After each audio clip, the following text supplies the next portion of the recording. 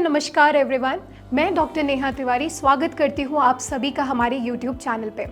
आज इस वीडियो में हम बात करने वाले हैं थायराइड की बीमारी के बारे में और उसका क्या प्रभाव पड़ता है फर्टिलिटी हेल्थ पे किसी भी फीमेल के, यानी इनफर्टिलिटी किस तरह से डायरेक्टली प्रोपोर्शनल है अगर किसी को थायराइड का इशू है तो सबसे पहले समझते हैं कि थायराइड की बीमारी क्या होती है।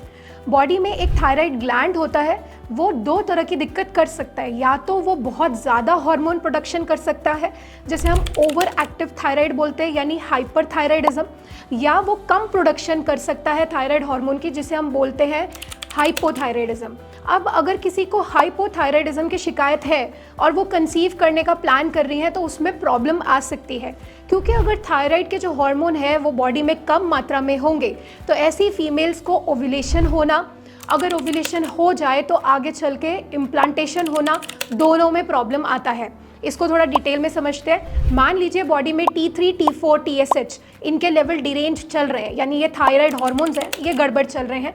तो जो ओव्यूलेशन का प्रोसेस है कि मतलब हर महीना ओवरी एक मैच्योर एग को निकालेगा ताकि वो आगे चल के स्पर्म का वेट कर सके और स्पर्म मिले तो फर्टिलाइज हो सके, एंड देन फर्टिलाइज होने के बाद यूट्रस की इनर लेयर में जाके लग सके, एक जगह पे सिचुएट हो सके, जिसे हम इम्प्लांटेशन कहते हैं। ये जो ओव्यूलेशन है ये भी हैम्पर हो जाएगा। ओव्यूलेशन अगर हो गया बाय चांस तो इम्प्लांटेशन हैम्पर हो जाएगा।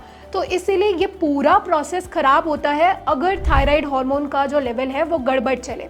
वहीं पे अगर हम हाइपर एक्टिव थायराइडिज्म की बात करें यानी हाइपर थायराइडिज्म, वहाँ पे आपको ये देखने को मिलता है कि जो थायराइड हार्मोन्स हैं वो इतना ज़्यादा एक्टिव है, इतना ज़्यादा बॉडी में मेटाबॉलिक डिसऑर्डर क्रिएट कर रहे हैं कि अगर कंसीव हो गया तो मिसकैरेज होने के चांसेस बढ़ा देता है, मतलब प्रेगनेंसी लॉस के चांसेस बढ़ा देता है। इम्प्लांटेशन इशू करता है कि जो फर्टिलाइज्ड ओवम और आपको पता ही है स्पर्म मिल के फर्टिलाइजेशन करता है, वो जब जाइगोट आ रहा है और वो इम्प्लांट होना चाहता है यूट्रस की इनर लाइनिंग पे, उसको हैम्पर कर देगा। तो दोनों ही सूरतों में आपको पता लगेगा कंसीव होने में भी प्रॉब्लम आती है, कंसीव हो जाए तो मिसकैरेज बार बार होता है। दोनों ही सूरतों में इनफर्टिलिटी की शिकायत फीमेल को बन जाती है। तो इसको सॉल्व करने के लिए सबसे पहले तो आपको ये समझना चाहिए कि अगर आप प्रेगनेंसी प्लान कर रही हैं तो आप अपना फुल बॉडी चेकअप ज़रूर कराएं, जिसमें आपने थायराइड प्रोफाइल टेस्ट ज़रूर कराना है, जिसमें हमें T3, T4, TSH का लेवल पता लग जाता है। इसके साथ एक NT-TPO एंटीबॉडी टेस्ट होता है, ये भी थायराइड रिलेटेड ही होता है, इसको भी ज़रूर कराना चाहिए।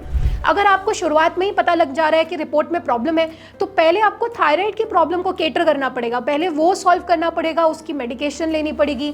थायराइड के जो हार्मोन्स हैं उन्हें अपने डाइट से, लाइफस्टाइल से और मेडिसिन से बैलेंस स्टेट में लाना पड़ेगा ताकि उनका कोई दुष्प्रभाव ना पड़े, और तब जाके कंसीव करने का सोचना होगा। तब आपके लिए ईजी रहेगा और आपको कोई प्रॉब्लम नहीं फेस करनी पड़ेगी। इसके साथ आपको ये भी ध्यान रखना चाहिए कि अगर आपको कोई और हार्मोनल डिसऑर्डर है जैसे PCOD, PCOS, तो वो भी कंट्रीब्यूट करता है कि आपके बॉडी में कोई मेटाबॉलिक डिसऑर्डर क्रिएट हो जाए। एंड थायराइड एक तरह का मेटाबॉलिक डिसऑर्डर ही है। तो आपको कंसीव करने से पहले एक थॉरो प्रोफाइलिंग करानी है बॉडी की। अगर थायराइड प्रॉब्लम है तो उसे सॉल्व करना है, तब जाके कंसीव करने का प्लान करना है।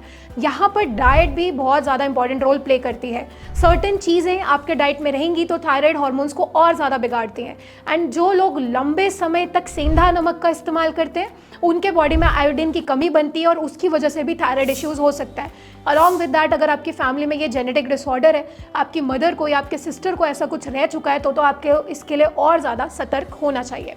अब इसके साथ आपको थोड़ा सा एक्सरसाइज पे फोकस करना है, क्योंकि आपको ऑलरेडी पता है थायराइडिज्म के साथ weight loss and weight gain दोनों जुड़ा हुआ है। हाइपर एक्टिव रहेगा तो वेट लॉस होता है और हाइपो एक्टिव रहेगा तो वेट गेन होता है। और अगर आपको कंसीव करना है तो बॉडी में स्ट्रेंथ होनी चाहिए कि वो 9 मंथ की प्रेगनेंसी को सस्टेन कर सके। तो उसी हिसाब से एक वेट मैनेजमेंट भी आपको ध्यान देने की ज़रूरत है। आई होप इस वीडियो में आपने कुछ नया सीखा होगा। अगर आपको भी सेम प्रॉब्लम फेस कर रहे हैं तो आप नीचे कॉमेंट सेक्शन पर अपना सवाल पूछ सकते हैं या नीचे दिए गए नंबर पर संपर्क कर सकते हैं और हमारे डॉक्टर से एक सही सलाह ले सकते हैं और सही ट्रीटमेंट का चुनाव कर सकते हैं। हम मिलेंगे नेक्स्ट वीडियो में एक न्यू इन्फॉर्मेशन के साथ। तब तक आप सब अपना ख्याल रखिए। Thank you.